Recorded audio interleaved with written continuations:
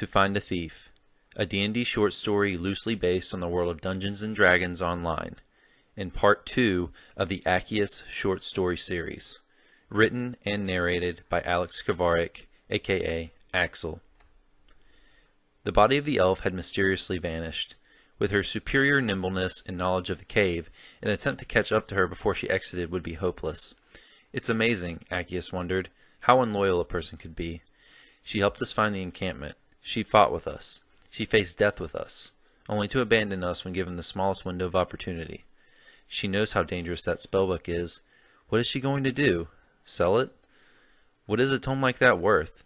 How could one sell it, knowing of the dangers it could impose upon the population, or perhaps even the seller? Even the normally pompous cleric had nothing much to say as he walked alongside Akkius back to the surface. Talk was mostly silent. It wasn't just disappointment that held their tongues, it was exhaustion. It was many hours before the two made their way back up the center shaft they had entered much earlier in the day. They dared not to rest in the cave, it still being infested by trolls and skeletons. The two exited through the stone face they had previously entered, and Devonian cast a spell to close the face once again, concealing this entrance to the caves from the population of House Jarasco. Akkius, this is not over. We will find her. This kind of betrayal is unacceptable. I made a mistake. I thought she was trustworthy, Devonian declared. I must meet back with the leaders of the Silver Flame and give them the unfortunate news. Perhaps through prayer, the noble spirits will enlighten us as to Lena's whereabouts. She needs to be caught and punished accordingly. If there's anything I can do to help you with that, let me know. I'm still available for hire, Akkius stated cooperatively. But before you go, I want the other half of my money for this job first. I'm sorry for the loss of your spellbook, but Ryujin was slain, as I was hired to do.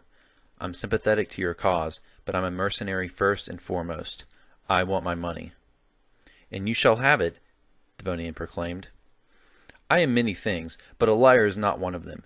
You are correct. I did promise you the other half of your pay when that troll was killed, but I did not carry the other half of your pay with me down to that cavern.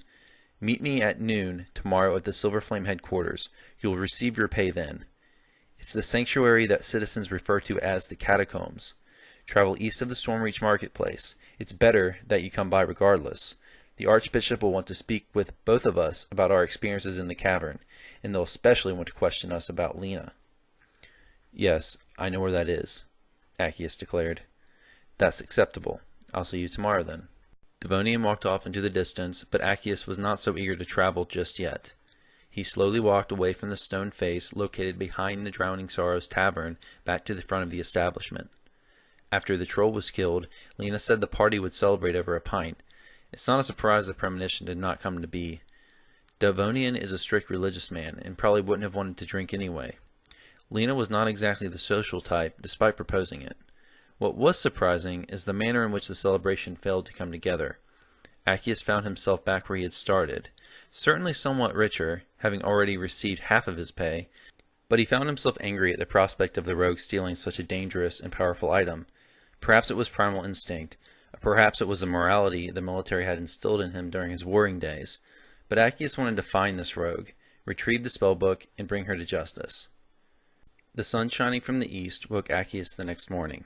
He awoke from his sleeping place not too far from the tavern, feeling refreshed, being sure not to have overindulged this time around. It took a better part of the morning for him to make his way back towards the vast Stormreach marketplace. It was prime time for business and activity in the market. This very busy time of year saw the emergence of peddlers, pawnbrokers, apothecaries, businessmen, and of course, many Stormreach citizens ready to spend their platinum on exciting new items. Entering from the north, Akkius saw before him a long line of tents and tables, the trading activities being the most active in a large tented bazaar directly in the center of the marketplace.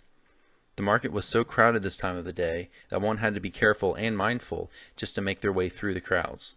And it was very important to keep both hands in your pockets just in case another hand would try and enter and steal your belongings.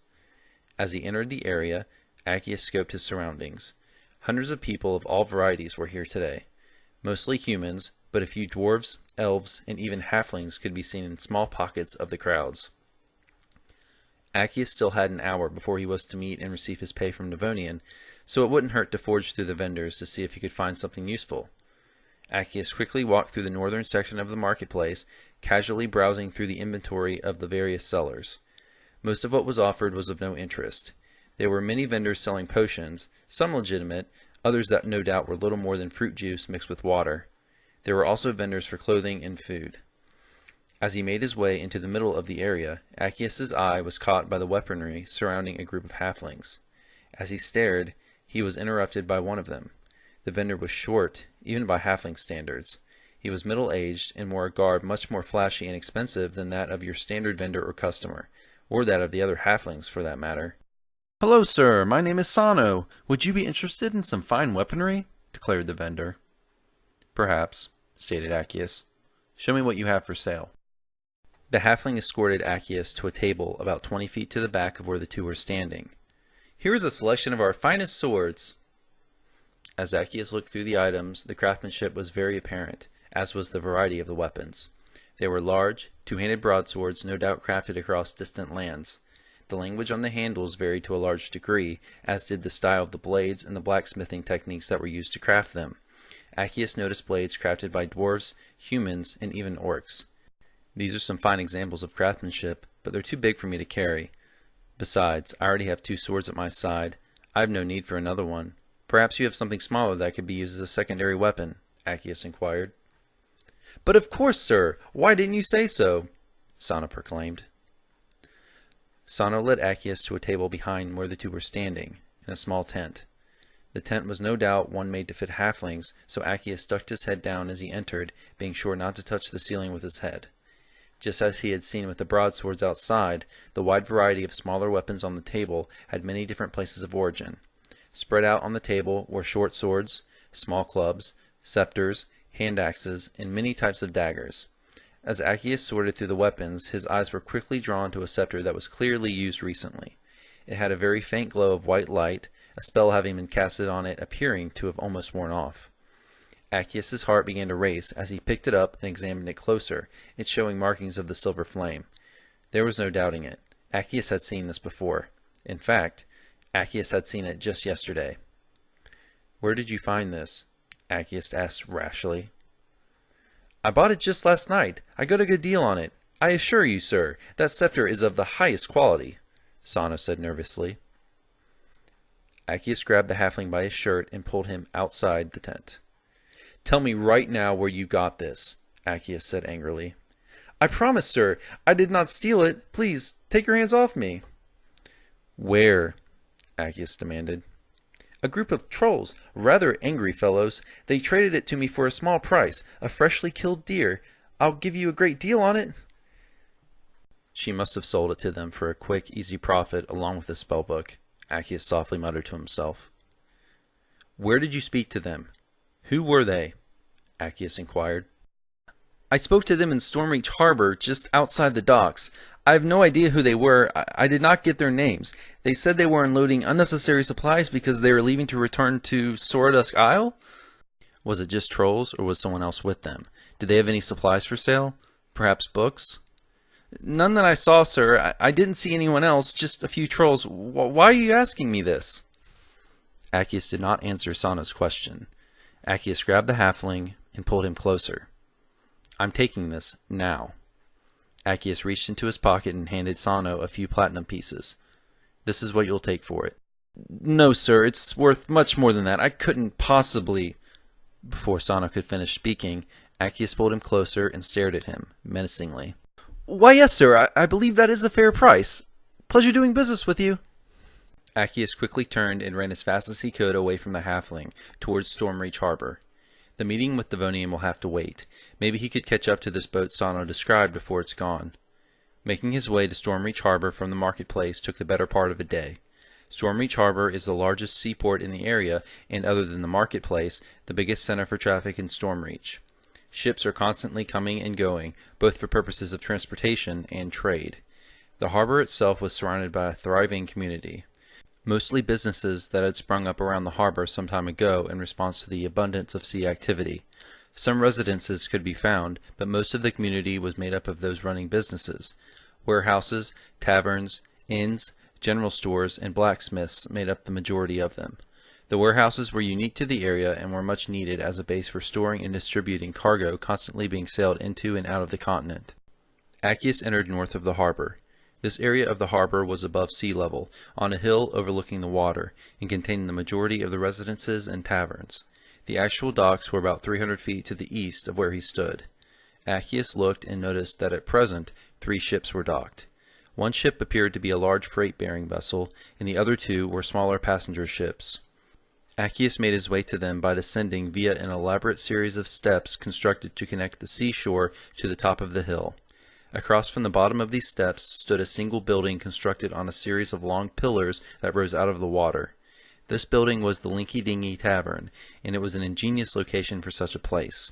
Being located right on the harbor prior to the core sections of the town meant the tavern was the first building that every person passed on their way to the rest of Stormreach, always giving it the first crack at new business. Akkius passed the tavern as he finally made his way to the seashore below. Akkius at once began to question every person he could find. For hours, Akkius questioned the locals until the sun had begun to set over the water.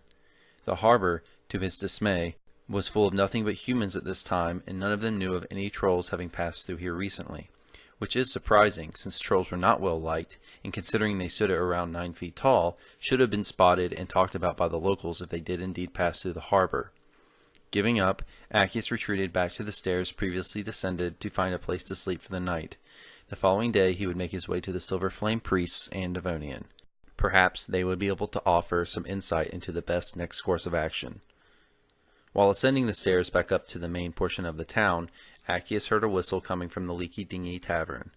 As Akkius looked towards the building, the man who had created the sound made eye contact with Akkius and gestured for him to come closer. As Akkius made his way to the tavern, he began to get a better picture of this man as the tavern torches illuminated him, uncovering his identity in what would have instead been hidden in the dimness of the increasingly darker evening. The human male was dressed in a worn white shirt and dirty brown pants. He was slightly shorter than Akkius and was very skinny, almost looking like one who was homeless. He sported a ragged, short, unkempt gray beard and was smoking a cigar. As Akkius approached, he offered a smoke to the fighter. "I hear you've been looking for a certain group of people," stated the man. "Yes, I am. My name is Akkius. Who are you, and how did you know that?" "Who wouldn't know? All day people passing through this tavern have been telling me about this fighter walking through the harbor blabbering on about trolls. Just a tip, you might want to try harder to blend in if you want anyone to answer your questions." The stranger was correct. Most folks in this area were laborers dressed in work clothes. Akkius, on the other hand, had been strolling around hauling 2 large weapons. To the locals, he would be thought to have been dressed for battle. It was very uncommon for such a weapon to be carried while in this area of the harbor. The harbor was a place of work, not a place for battles and adventures. "The name's Nealon. My crew works these seas. Stopped in this dock just for a couple days, but the crew I work for are out in the water most days of the year. Captain says this month has been so profitable he let us dock here and enjoy some respite on dry land. It's not often that we drink this well. You don't want to know what kind of dirty gin we rely on out at sea. Anyways, I called you over here because I believe I have the information you need. That is, if you've got the coin to buy it. I know all about the troll activity coming and going through these docks." "Your crew is carrying trolls on your ship?" Akkius inquired excitably. "Heavens no! Those are nasty and brutal creatures. Fortunately, that isn't the case. I know about the ship that is, though. But like I said, the information is yours only if you've got the coin. If you don't, then I will say no more. I'm not running a charity service here." "What do you want for it?" Akkius questioned. 40 platinum pieces sounds about right," Nealon responded. Akkius looked into the brown bag that Devonian had given him just 2 days before, and fingered through the coin remaining after having paid Sano for the scepter. Akkius hated the prospect of giving almost the entirety of his first half of pay to the stranger, but finding the spellbook had become more important than the money earned while doing it, as was finding Lena. Akkius was a mercenary, but he wasn't one without a heart, and furthermore, there seemed to be no alternative to giving up his coin if this information was to be acquired. If the two were alone, it would be possible to hold a sword at Nealon's throat and demand the information, but in this situation, with citizens all around, it wasn't an option. 27 pieces is all I've got on me," Akkius stated as he opened the brown bag and showed it to Nealon. Nealon inspected it and counted the coin, and after looking into Akkius's eyes, he did indeed believe him. "Aye, that'll do," Nealon said. About 25 is what I was expecting anyways. Gotta start these things high so you have somewhere to go when the haggling begins. Akkius closed the brown bag and handed it to the stranger. Alright, Akkius, here's the deal. My captain owns and runs not only the ship I serve on, the Mary Grayson, but also her sister ship, the Barbara Grayson. We just refer to them as the Mary and the Barb. He doesn't run the Barb, can't be at two places at once, but he does own it and always takes a cut of its profit. Twice a year the two ships meet, once a year here in Stormreach Harbor, and 6 months later at Three Barrel Cove. Three Barrel Cove? Are you a pirate? Akkius questioned with concern. Pirate activity is all I hear about when that place is discussed. I've heard some use that term, Nealon replied. I prefer to think of us as businessmen. We have been known to plunder the occasional ship or small outcamp we come across, but usually we try to keep things honest. It's better for business, you know? Less risk that way, and less people afraid to do business with us. And what good is making money if you die doing it? I can't speak for others, but we certainly wouldn't mess with any settlements in this area. If we did, I wouldn't be standing here right now, would I? We wouldn't be welcome here if that was the case. I can't speak for the majority of ships in Three Barrel Cove, but maintaining a friendly relationship with the people of Stormreach Harbor has always been more profitable for our band. Anyways, word on the ship is that the Barb struck a deal with some of the trolls from Sardusk Isle. The trolls could stay on the ship as passengers to receive transport to and from Sardusk Isle in exchange for who knows what. That much hasn't been told to me. The Barb passes by both locations on a regular basis, so it's a deal that made sense. Unfortunately for you, the Barb left this morning. We met with them, the captain took his cut, and they immediately set off. I did see several trolls boarding the ship, though. Was anyone else with them? A lady elf, perhaps? Akkius asked suddenly. Not that I'm aware of. I've told you everything I know. The Barb no doubt is heading for Sardusk Isle as we speak. In fact, I'm glad the captain didn't have any of those dirty creatures riding our ship, because we're heading that way in just a few days ourselves. Captain seems to believe we can profit more from this troll situation than what we're getting for transportation. What he means by that, I have no idea. When exactly are you leaving? Akkius inquired. At first light, the day after tomorrow. Why do you ask? Because I want to come with you. And before I do, I have some friends I need to go see first, Akkius stated. You better find some more coins soon, if that's the case. The captain typically doesn't like to carry strangers on the Mary. But he's a businessman, so I'm sure you could buy passage if you offer enough. Heck, if he'll agree to ferry trolls, he should be fine with ferrying you. But why would you want to go there? It isn't much but jungles and caves from what I hear. Those trolls have something I need. Something of great value to me, Akkius stated inconspicuously. I can understand that. Your business is your business. Tell me no more. This sounds like something fishy, and the less I know about your intentions, the better. Should something go awry, I don't want the captain coming for my head or asking me questions. And by the way, this little conversation we're having here never happened. Agreed, said Akkius. Akkius shook Nealon's hand prior to departing. He'd find a tree or building to sleep under tonight before setting off for the Silver Flame Church tomorrow. Knowing Devonian, he'd most likely be highly agitated at Akkius being a day late, but when he's told the two now have a lead to Lena's whereabouts, he'll settle down. Akkius left at first light. Just as it was the day prior, the trek back to the market took the better part of a day. It was well past noon by the time Akkius arrived back. The market was just as busy as it was the day prior, if not more so. Akkius entered from the southern part of the market. He once again made his way through vendors and citizens of all types. There was no time for browsing this time. Akkius walked quickly towards the east, making his way there by staying on the outer edges of the marketplace. Not the quickest route in terms of distance, but definitely the fastest in terms of time, as it allowed him to stay away from the biggest crowds surrounding the market's central bazaar. At the easternmost point of the market, the area split into two separate roads, one leading to House Caneth, an area home to some of the best tinkerers in all of Eberron. Inhabited by an abundance of artificers, craftsmen there found themselves rich after creating and selling warforged soldiers to fight in the last war. Down the other road was the Catacombs, the headquarters of the Silver Flame in Stormreach. Akkius had never actually visited this place. The Catacombs, as it was referred to by Stormreach citizens, was a somewhat plain-looking building on the outside. It was made up of a central cylinder 2 stories tall, with 2 large rectangular buildings on each side. Being a man who believed in the power of his own sword more than that of any supernatural being, he was definitely out of place in an area full of religious symbols and believers. That's not to say Akkius was unaware of the makeup of the organization. The Silver Flame was divided into the militant and the ministry. The militant side was made up of holy warriors, paladins, and others who fought to enforce the Silver Flame's values. The ministry side, including Devonian, worked to preach and spread the church's influence, as well as to tend to the needs of its followers. As Akkius walked closer, he noticed the two distinct groups of members representing each of the factions of the Silver Flame. There were a multitude of priests in the courtyard congregating around a large fountain about 20 feet in front of the main entrance. Their place in the priesthood side was obvious, as could be seen by their choice of robes for clothing and their carrying of holy documents. The militant side was also present. There were several large guards standing on each side of the entrance, equipped with fancy shields and swords. It was likely these warriors wore this fancy garb more for looks than anything else, as it was very unlikely for a fight to break out in front of the catacombs. Nevertheless, the gear would suffice should the need to use it arise.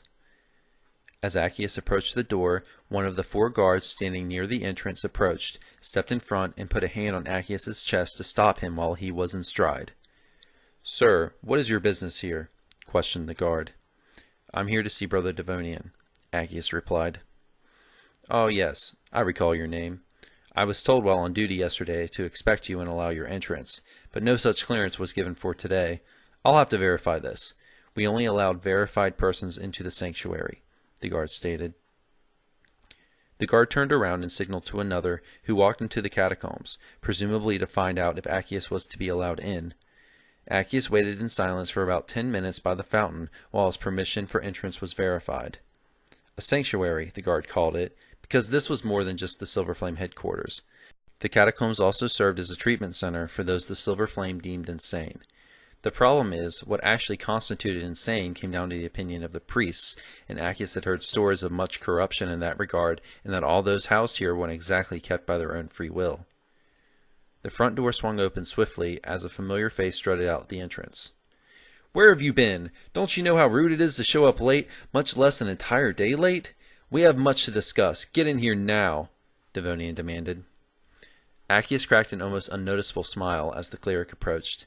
The cleric was pompous, arrogant, and presumptuous, but nevertheless, Akkius was happy to see him. Not only did he hold the other half of the pay owed to the very broke fighter, but Akkius knew he was the only ally he had in this increasingly complicated quest he'd found himself invested in, both monetarily and morally.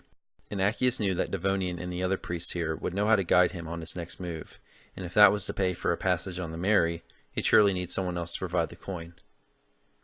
"Sir, your weapons, please," the guard demanded after hearing Devonian request Akkius's admittance into the facility.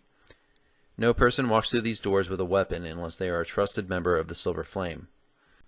Akkius frustratingly obliged as he handed his 2 swords to the guard. However, he did not search the fighter thoroughly, and Akkius kept the scepter purchased yesterday as he walked into the catacombs. The catacombs were much bigger on the inside than the outside, much of the structure existing underground.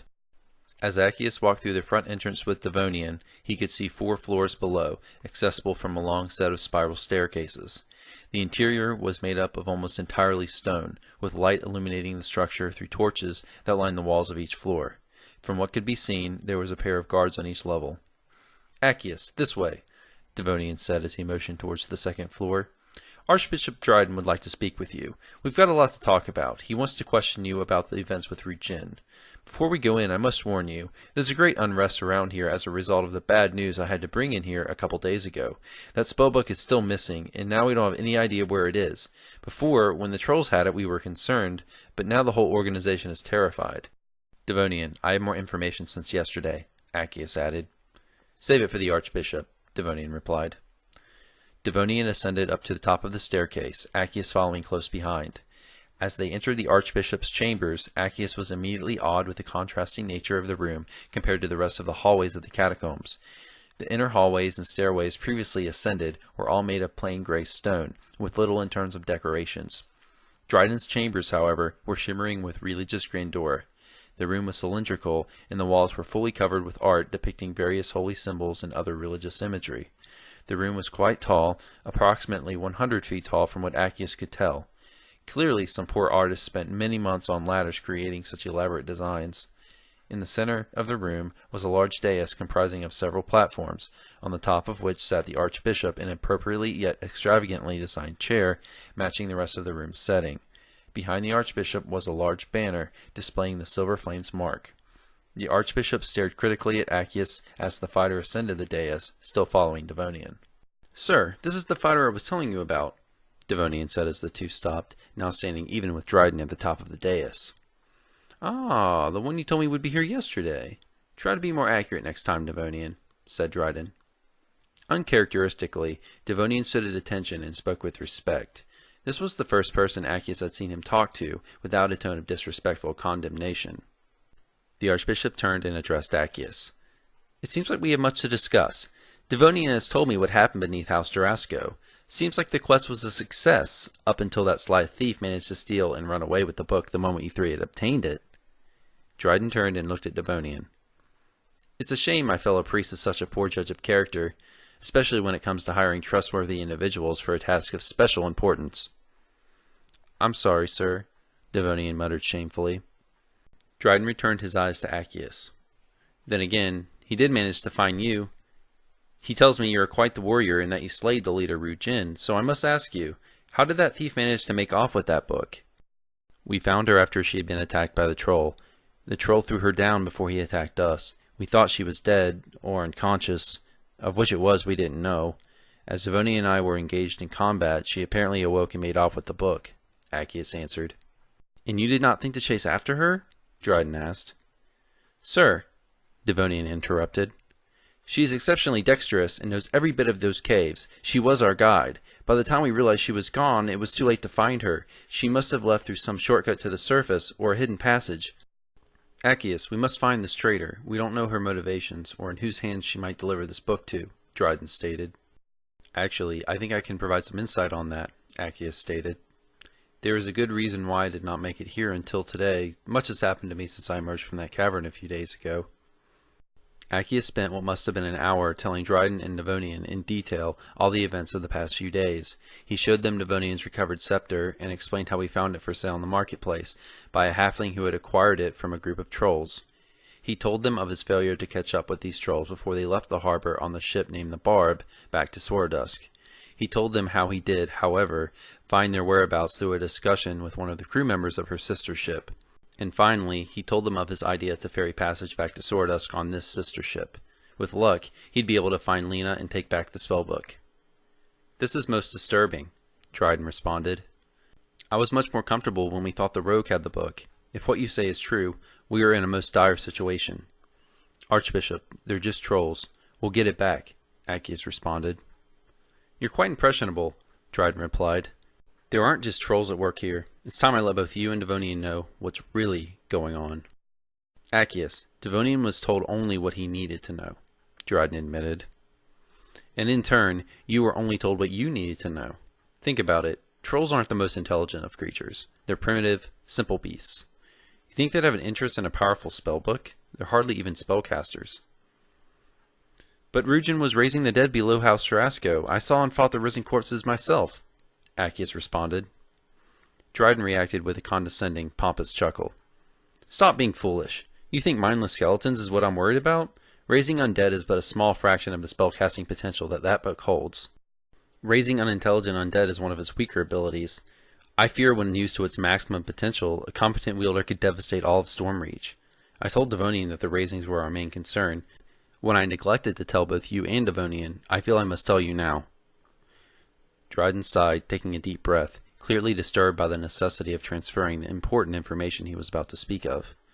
Dryden turned away from both Akkius and Devonian as he spoke, much concern being felt in the tone of his voice. There are cultists on Sorodusk which the Silver Flame has been aware of for some time. They are followers of the Dark Six.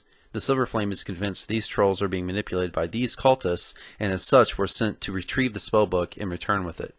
These cultists are competent spellcasters. I fear what power they could wield if they obtain it. But what about Ru Jin? I thought he took the spellbook for himself. He was using it, Akkius countered. A fool's curiosity. After obtaining it, but before returning with it, he apparently opened the book and experimented. But those trolls lack the intelligence to be a serious threat with such a weapon, like a child playing with his father's sword. I imagine many of his own tribe were killed as a result, and it's a good thing he did so, as it was easy to locate him once he started creating undead. Had he not, we'd probably not have found him before he made his way back to Sorodusk, and we'd have had it too, if not for that traitorous thief. What was her name again? Lena, sir, Devonian responded. You must find her and discover what part she is playing in this, Dryden said as he turned back towards Akkius, reached into his own robe, and handed him a large bag of platinum. "This is the rest of the pay owed to you, and an extra amount to pay for the ferry to Sorodusk. You and Devonian must travel on this ship you speak of, across the sea, and retrieve that book. Return with it, and I will give you triple the pay. You will also receive the respect and gratitude of the Silver Flame." "Me?" Devonian responded anxiously. "Sir, surely I am not the most qualified to go. I must continue my studies here, and I—" "Don't be a coward," Dryden stated as he interrupted Devonian. "Akkius needs a knowledgeable spellcaster to accompany him. Besides, you two are the only ones who know about this, and it will stay that way. Nobody else can go. Should this information become public, a panic could start. You will both rest here this evening and leave for the harbor in time to make it there in time to catch your ferry at sunrise. Good luck. The Silver Flame and all of Stormreach is depending on you. You are dismissed." Akkius and Devonian carefully descended the dais and exited Dryden's chambers, saying nothing until the room's doors slammed closed behind them. "I can't believe he's forcing me to go. I am not prepared for this. It's absurd. It's more likely we find ourselves roasting on a troll's campfire than finding that book," Devonian said angrily. "Quite pessimistic, aren't we? I have a connection with someone on the Mary. We'll be fine. He seems trustworthy. It's likely he'll be able to point us in the right direction once we arrive in Sorodusk," Akkius responded. "Trustworthy? A pirate from Three Barrel Cove? You seem to be quite a poor judge of character," Devonian retorted. "This coming from the priest who hired the deceitful elf who put us in the situation we are now?" Akkius responded, visibly annoyed at Devonian's whining. "I don't have to take this from you. We leave in 6 hours. You will meet me at the front door, and you better be ready." Devonian stormed off and descended the stairs, apparently to his quarters, to grab some rest in the meantime. One of the guards met Akkius several minutes later and brought him to temporary quarters at the Archbishop's order. The guard even returned Akkius's confiscated weapons. It was rare for the Silver Flame to allow outsiders to stay during the evening as guests, but Akkius had gained some favor among the Archbishop. He had shown his trustworthiness through his cooperation in this important series of events, including his actions below House Durasco and by agreeing to take on this most dangerous of missions. Akkius knew not what awaited him beyond the seas surrounding Stormreach, but well before sunrise he would wake and join Devonian on a quest to find out.